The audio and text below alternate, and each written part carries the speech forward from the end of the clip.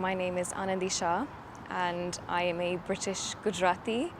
I live in Harrow, so I'm really glad to be here.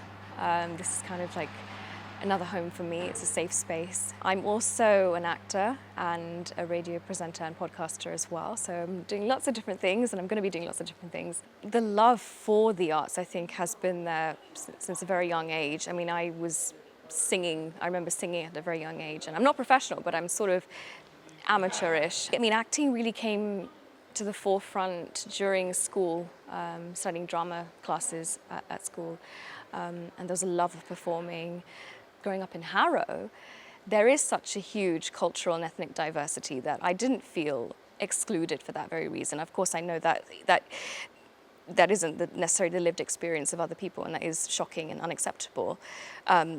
So it does depend where you grow up, but I do think that growing up here, I didn't feel that. And I'm very, I mean, weirdly you can say lucky to not to have felt that kind of exclusion as a child.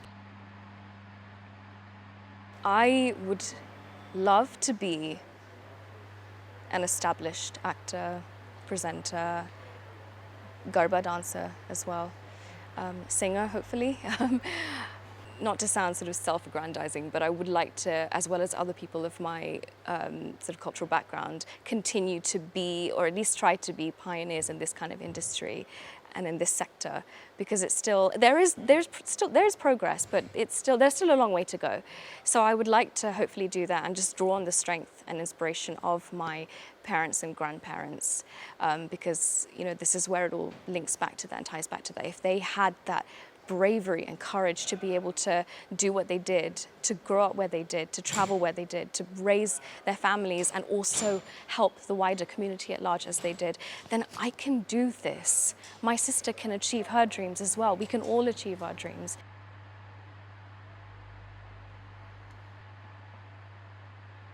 When you demarcate or delineate something by its cultural identity alone, so if you were to just call something South Asian this, Indian that,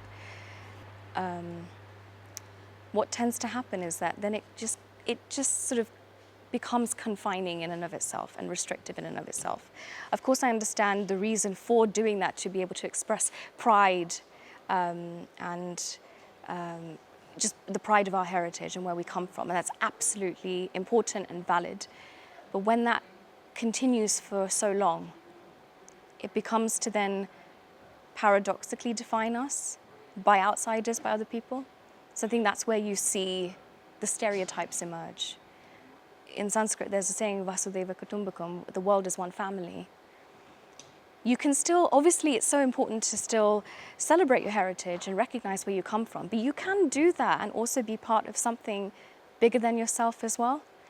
Yes, we're talking about the East African Indians who came here, but this story is one of humanity as well, just as much as it is ours.